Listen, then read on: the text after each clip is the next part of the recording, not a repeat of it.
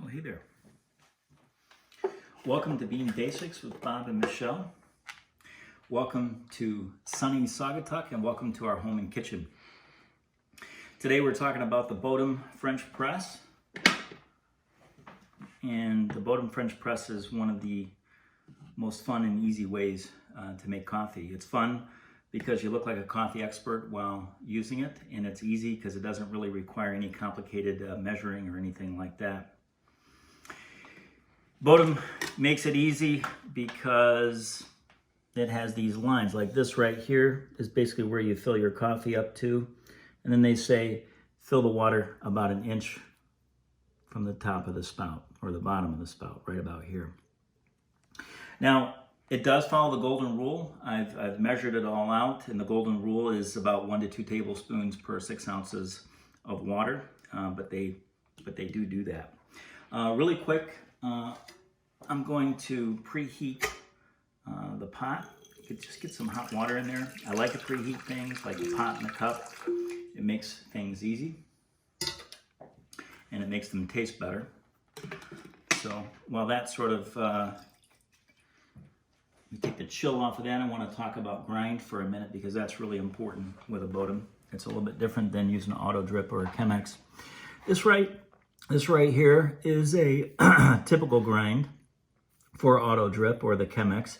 And if you look at it, it looks like grains of sand.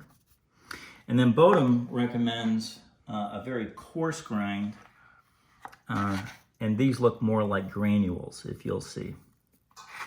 And my issue with these granules is they don't make for a very good extraction. So I compromise and go right in between. You may not be able to see the difference, but this is halfway between a very coarse grind and that finer grind for auto drip or drip. So that's what we're going to use today. So let's go ahead and get started. First, we'll get our water out. And then we'll get our coffee in. And I'm using a tablespoon measure because that's what we always use, but I'm not really measuring. I'm just filling up to that orange line right there.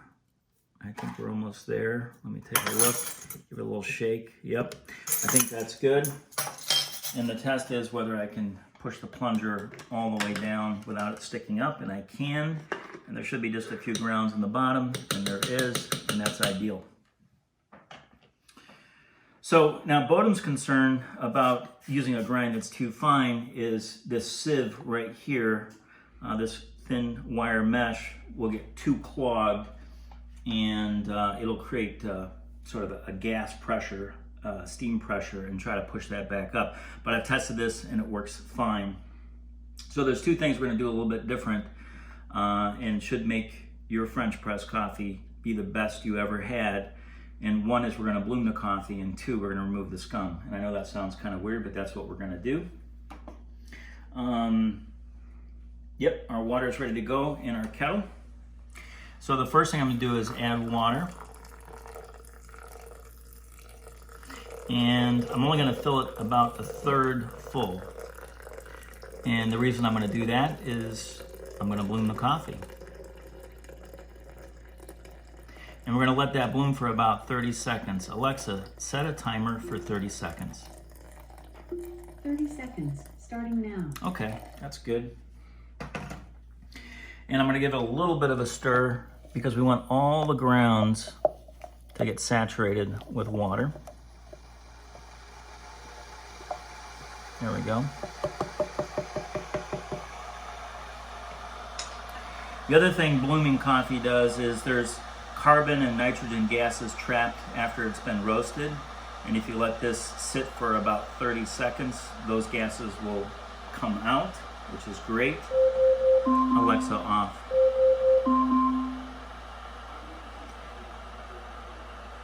Now we're going to add the rest of the water, but I'm going to ask Alexa to set a timer for 4 minutes. Or I'm going to ask Alexa, set a timer for 4 minutes. 4 minutes. Starting now. All right. And we're going to get the rest of the water in here.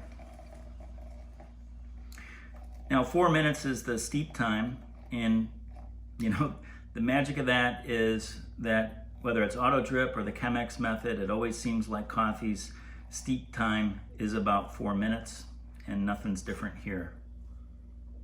All right, we're almost there. I didn't mention it, but the coffee we're using is Mocha Java. Yeah, let me get the lid back on. But we're not gonna plunge. The only reason we're putting the lid back on is to keep the heat in. So we're using Mocha Java, and Mocha Java is the world's oldest blend. It's also just a really good blend. But as you know, coffee grows all over the world. It grows in Central and South America, it grows in Africa, and it grows in Southeast Asia. Mocha Java got its name from the port of Yemen, Mocha, and the island of Java in Southeast Asia. And it used to be that, you know, the Java coffee would come to Europe vis-a-vis the port of Mocha. And when that Java coffee landed there, somebody figured out at one point in time you could take Yemenese Mocha coffee and Java coffee and blend those together. And it was like a Reese's peanut butter cup, you know, two great tastes. You had the fruitiness of the Yemen coffee and you had the earthiness of the Java coffee. And when you put those two together, it's perfect. Michelle and I drink this blend nearly every morning. The only other blend that we drink, of course, is our Living Hope coffee.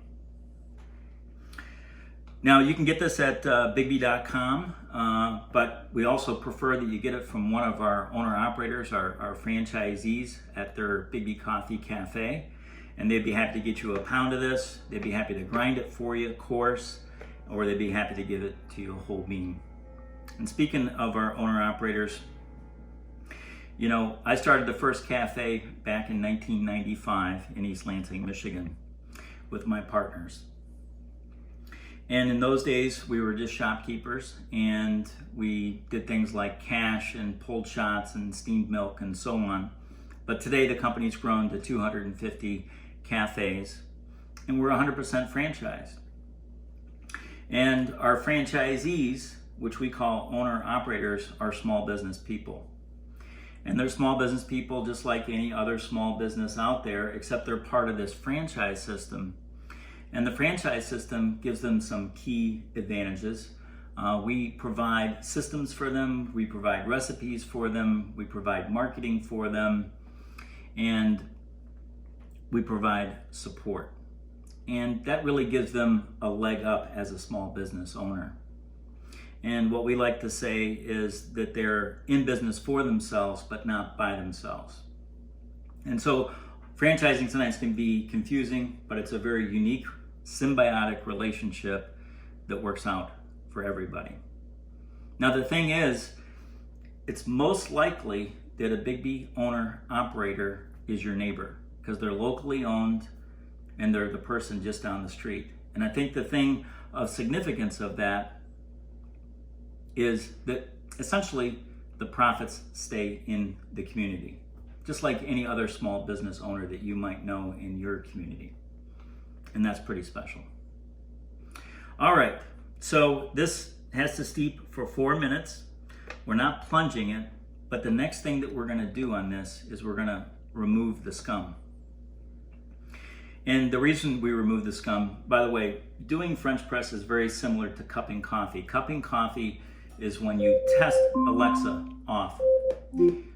Cupping coffee is when you test coffee. When you're getting samples in from somewhere and you want to see how it is, you put it in a little white bowl, you put the grounds in directly, and you stir it up, and you slurp it and taste it. But when you do that, you've got to take the scum off, and there's always a scum. And this is the other thing that will make your French press coffee like the best coffee that you ever had. But the first thing you do is you have to sort of push the grounds down a little bit.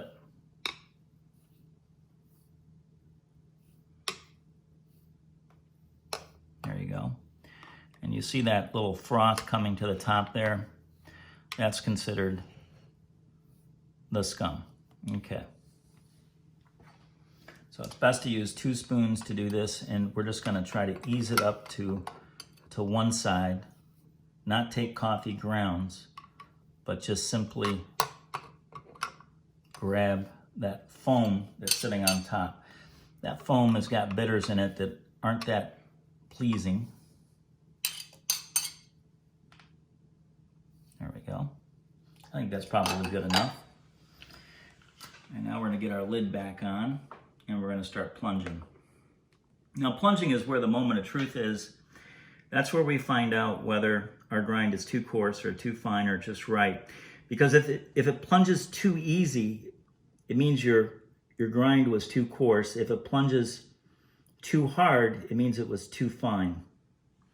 But as we push it down, what we're trying to do in the end, once we get it to the bottom, is stop the extraction process. So now the extraction process is stopped. There's still some interchange between the water and the coffee, but not as much as before. And so we're pretty much ready to pour this off. But as you know, I like to preheat things. So I'm gonna get a little hot water in this cup because it came out of a cold cupboard.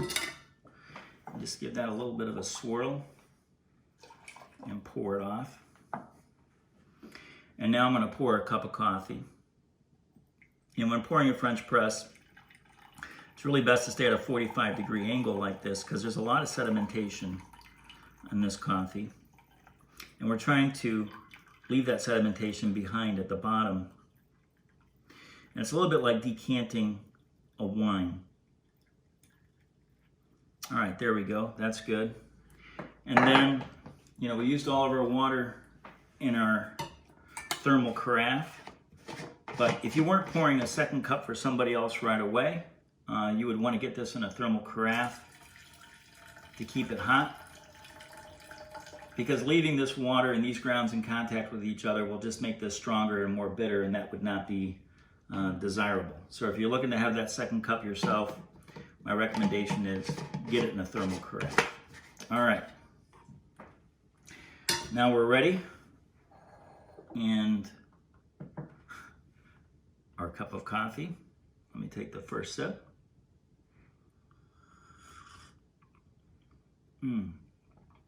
That is truly the best French press coffee I've ever had. And on that note, I want to let you know that if you love the world will love you right back.